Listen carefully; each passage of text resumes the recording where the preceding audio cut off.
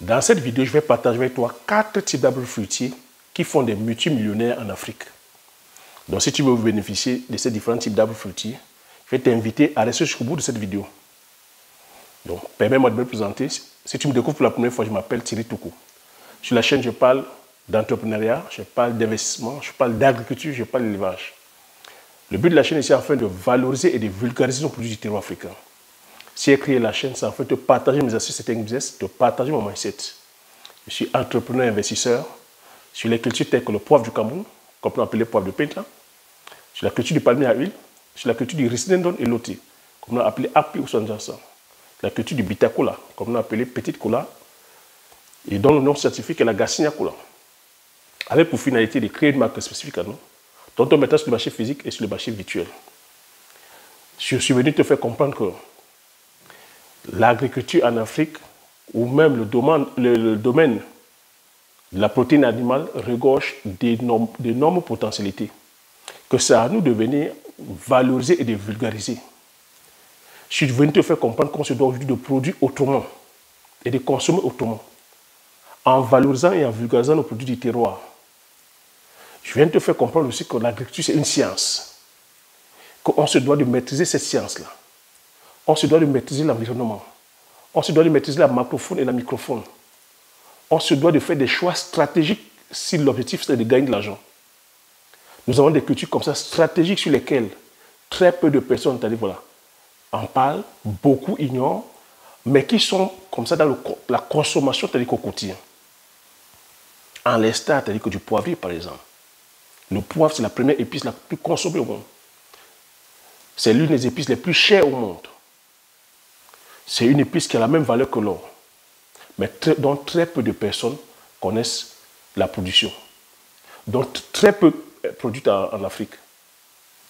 Donc par le biais de la chaîne, je viens de te faire comprendre que si on veut gagner de l'argent, c'est vers ces cultures qu'on se doit d'aller. C'est des cultures qui demandent très peu de surface. Je viens de te faire comprendre que l'agriculture, ce n'est pas une question de superficie, c'est une question de choix de la culture, de la rentabilité de la culture à l'hectare et du rendement de la culture à l'hectare. C'est l'exercice que je fais depuis la création de cette chaîne, de faire comprendre que si on va vers l'agriculture pour gagner de l'argent, il y a des choix stratégiques qu'on se doit de faire qui sont les cultures du terroir.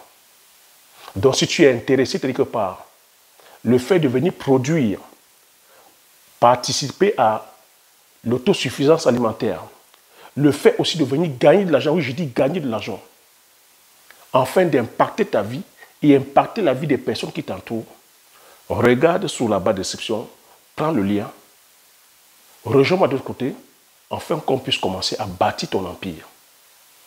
C'est de ça qu'il s'agit. Je veux nous faire comprendre qu'on ne doit plus être dans l'inaction, on ne doit plus être là à commenter l'actualité. Tu te dois d'être aujourd'hui acteur du changement. Tu te dois d'être acteur dans ton film. Tu ne dois plus être spectateur ni, figurant. Avec la production, c'est-à-dire que de ces différentes cultures que je vais partager avec toi ici, tu es acteur. C'est des richesses qui sont comme ça générationnelles. Donc, je t'invite encore, j'insiste, regarde le lien sur la barre de description. Vous êtes plusieurs à me demander, mais Thierry, comment je fais pour avoir la formation? La formation est en ligne. Regarde le lien sur la barre de description, prends la formation et rejoins-moi de l'autre côté. Je vais t'inviter aussi, si tu ne l'as pas encore fait, à t'abonner, à mettre ton pouce afin de pouvoir permettre à l'algorithme YouTube d'authentifier la vidéo et de partager la vidéo à plusieurs d'entre vous afin que vous puissiez comme ça saisir ces opportunités-là. Si vous l'avez aussi fait, je dis merci. Donc sans plus tarder, je vais rentrer dans le vif du sujet. Ici, il est question de partager avec toi 4 types de cultures d'arbres fruitiers ultra rentables dont nous sommes là, nous négligeons. Nous sommes là à passer le temps à parler de nos matières premières minières. Pourtant, nous avons des matières premières agricoles qui sont là où la nature est généreuse, mais dont on n'exploite pas. Je vais commencer par la première culture que si tu vas exploiter là maintenant, tu te lances sur 1 hectare, 2 hectares, 3 hectares, 4 hectares, tu fais un verger, tu es multimillionnaire. C'est la culture du manguier. Le manguier, c'est une plante aujourd'hui qui s'épanouit très bien en Afrique, Il y a comme ça plusieurs variétés telles que de mangue. À toi de voir la variété qui est plébiscitée dans ta région, la variété qui s'épanouit bien dans ta zone agroécologique. Le manguier, c'est une plante qui est coriace, qui est vivace, qui s'épanouit très bien en Afrique, qui se développe très bien en Afrique de l'Ouest. On a au Burkina, on a au Mali, on a en Côte d'Ivoire, on a au Ghana. Ça s'épanouit aussi très bien en Afrique centrale, au Cameroun, un peu partout. Mais ce qu'on constate aussi avec le manguier, c'est que on a comme ça une production abondante, une surproduction, mais nous pêchons encore sur la phase de valorisation. Donc, si tu vas te lancer sur la production du manguier, je vais te demander de mettre le volet de transformation. Donc, le manguier, il faudrait prendre une formation sur la culture du manguier, où tu t'entoures des techniciens agricoles ou des ingénieurs agricoles, tu sors une fiche technique. Comme je dis, selon la variété demandée, peut-être si tu veux plutôt aller faire les cultures des sports, il y a une variété pour les sports. Mais je vais t'inviter ici encore, je dis, j'insiste sur le volet transformation. Parce qu'il faut savoir qu'une culture comme la mangue, c'est une culture qui est périssable. Donc au bout de 2, 3, 4 jours, ça tourne. Des fois, voilà, on a des pertes post-récolte parce que quand la mangue tombe, la chute, la mangue peut se fendir. Ce n'est pas parce qu'elle est fendue qu'elle n'est plus bonne. Mais tu vois que si tu vises plutôt les sports, tu ne pourras pas vendre les mangues fendues. Tu ne pourras pas vendre les mangues qui ont une tache. Tu ne pourras pas vendre les mangues qui ont mûri, c'est-à-dire que justement, qui ont suivi leur cycle de mûrissement, c'est-à-dire que normal. Tu vois, et ça, si tu ne mets pas le volet de transformation, ça va faire des pertes. Donc, avec le volet de transformation, tu peux faire de la mangue séchée. Tu vois, tu pèles la mangue séchée, tu peux faire de la purée de mangue, tu peux faire de la confiture à la mangue, tu peux faire du chutney à la mangue. Avec la peau de la mangue, on peut faire macérat avec de mangue. Avec le noyau de la mangue, tu ne jettes pas le noyau de la mangue. Quand tu casses le noyau, il y a une amande. On peut faire le beurre de mangue. Tu vois comment, avec un seul produit, il y a énormément de produits dérivés. Mais aujourd'hui, quand tu vas voir, par exemple, en Afrique de l'Ouest, on a énormément comme ça de pertes de produits, de pertes post-récolte. Donc toi-même, tu peux aller même uniquement te greffer, même sans produire la mangue, aller uniquement te greffer sur la phase de transformation. J'insiste dessus. Rappelle-toi, je t'ai raconté l'histoire de M. John, un Britannique qui a quitté l'Angleterre pour aller au Ghana, implémenter un projet sur les fruits prédécoupés, où il faisait l'ananas, il faisait la mangue. Aujourd'hui, il brasse comme ça. Son entreprise brasse des chiffres d'affaires de plus de 120 millions d'euros. Alors qu'il est parti à la base avec une mise de 32 000 euros. Le seul truc qu'il fait, il achète les fruits, il prédécoupe, il met dans les baquettes, il exporte ici en Occident. Je prends assez de temps pour que tu comprennes que la phase de transformation est très importante. La deuxième culture, c'est l'anacadie. Tu te lances comme ça dans les vergers d'anacadie. L'anacade, tu vois qu'il donne le fruit qui est la noix de cajou. Mais tu vois qu'aujourd'hui, la noix de cajou ne nous bénéficie pas parce qu'on manque une simple expertise qui est juste de casser la coque de la noix de cajou, sortir l'amande. Aujourd'hui, les industries qui bénéficient et les pays qui bénéficient, c'est l'Europe, l'Amérique, l'Asie. Parce que nous produisons la noix de cajou. La Côte d'Ivoire, qui est premier pays producteur de noix de cajou, ne bénéficie pas de l'amande de noix de cajou. On produit, on exporte le produit brut, ça va en Inde faire travailler les bras, l'industrie, ça va au Brésil, ça va faire travailler les bras, les Brésiliens, parce qu'ils vont décortiquer. Après, ça vient ici en Occident, où on va torréfier, packager et mettre dans les hypermarchés, vendre à prix fort. Honnêtement, j'insiste là-dessus, vous voyez que c'est une manne qui nous échappe. Ils achètent le produit, la matière première, à vil prix auprès des producteurs. Vous voyez comment ça va faire travailler des industries. Dans une industrie de noix de cajou, c'est des milliers de personnes. Si on va faire la somme entre l'Asie l'Europe et les Amériques, c'est des centaines de milliers de personnes que ça emploie. Pour ne même pas dire des millions de personnes. C'est des industries, c'est des machines qu'on crée. C'est la technologie qu'on innove. Et ce n'est pas de marché qui nous échappe, alors que la matière première nous revient. Franchement, ça devrait nous booster à aller développer notre technologie. Et quand on regarde, ça ne demande pas une technologie extraordinaire. Ça ne demande pas d'aller faire la NASA, les gars. Ça demande juste une question de volonté. Une question, c'est-à-dire voilà, qu'on se rende compte que la richesse est là en fait. La vraie richesse, c'est dans le processus de transformation, le processus de la plus-value. Troisième culture, c'est le palmier à huile. Palmier à huile. Voilà encore une culture bénite de Dieu. Cette culture tire son origine d'Afrique. Là-dessus, il n'y a pas de « ah, les semences vont venir ». Non, l'origine, c'est l'Afrique. Les semences, la technologie vient d'Afrique. Mais chose aberrante, c'est que nous ne sommes pas les premiers producteurs, les gars.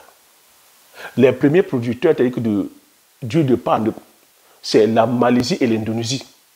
Chose encore aberrante, c'est que l'Indonésie et la Malaisie sont venus prendre la science, l'agronomie, chez nous.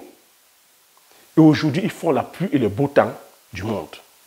Parce qu'il faut comprendre que le palmier à huile, l'huile de palme, c'est la première huile consommée dans le monde. C'est l'huile la plus consommée dans le monde. C'est la matière grasse la plus consommée parce que à l'état, elle produit plus que toutes les huiles oléagineuses. Le palmier à huile, à l'état, produit 4000 litres. Donc plus de 20 tonnes, plus de 25 à 30 tonnes l'hectare. Ce que toutes les autres huiles oléagineuses, tu prends le colza ne te fournit pas ça. Tu prends le colza à l'hectare, c'est 6 à 7 tonnes. En termes d'huile, c'est 0,04. Le tournesol, l'huile d'olive, le maïs, le soja, l'arachide, l'avocat, toutes ces matières oléagineuses-là ne produisent pas par rapport au palmier à huile. Et sur le plan environnemental, tu vois que sur le plan environnemental, c'est une culture qu'on se doit de plébisciter. On se doit de former aussi un lobbying costaud pour pouvoir valoriser cette culture-là.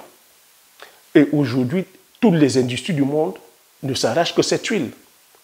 Parce que sur le plan, je veux dire, agroalimentaire, c'est la seule huile aujourd'hui qui ne demande pas beaucoup de transformation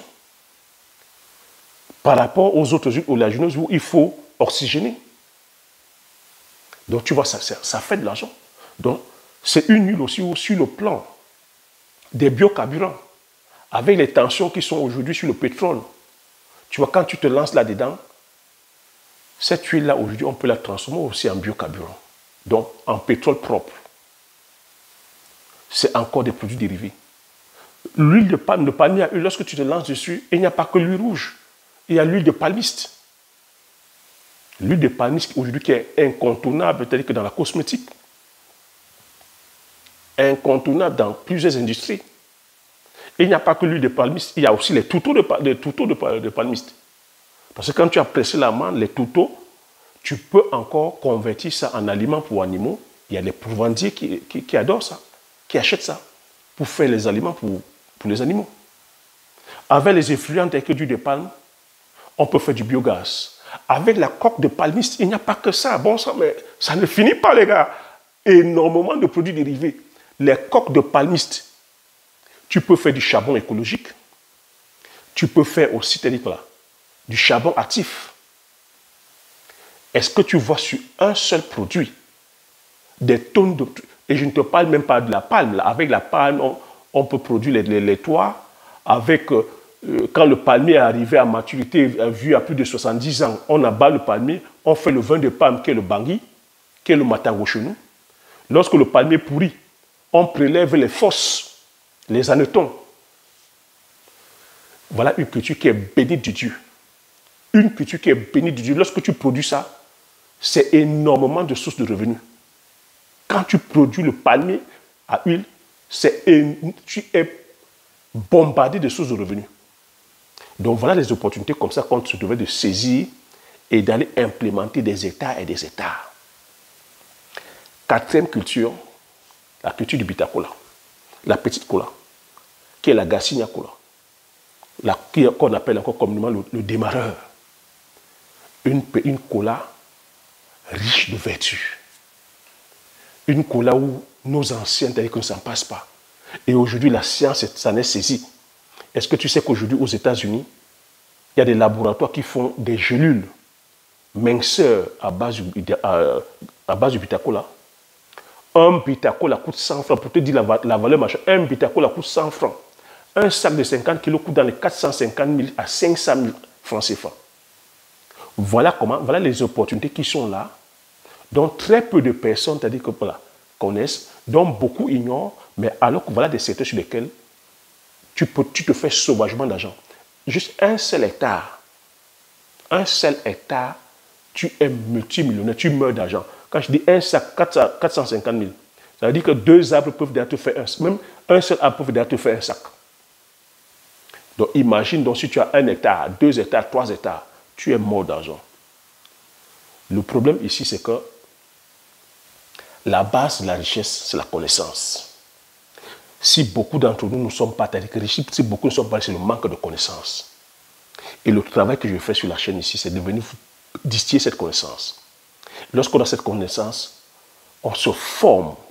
C'est la formation. Lorsqu'on a pris la formation, on maintient le focus.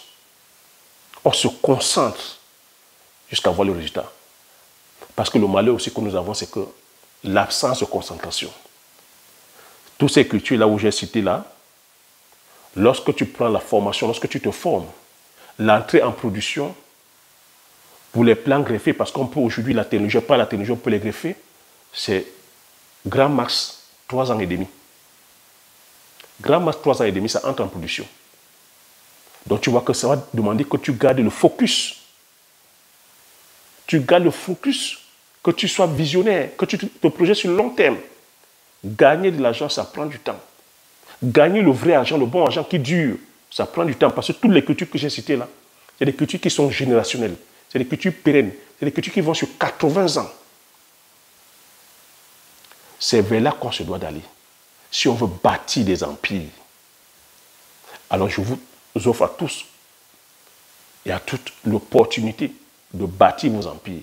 Si vous êtes intéressé par le processus de création de richesse, si vous voulez aussi laisser une trace, si vous voulez impacter avec votre génération, regardez sur la barre de description, prenez le lien, retrouvez-moi de l'autre côté, afin que je puisse bâtir pas à pas avec vous votre empire.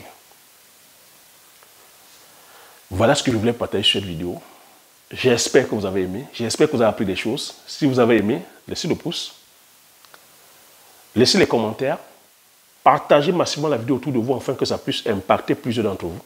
Comme j'ai coutume à dire, l'information c'est la connaissance c'est la richesse.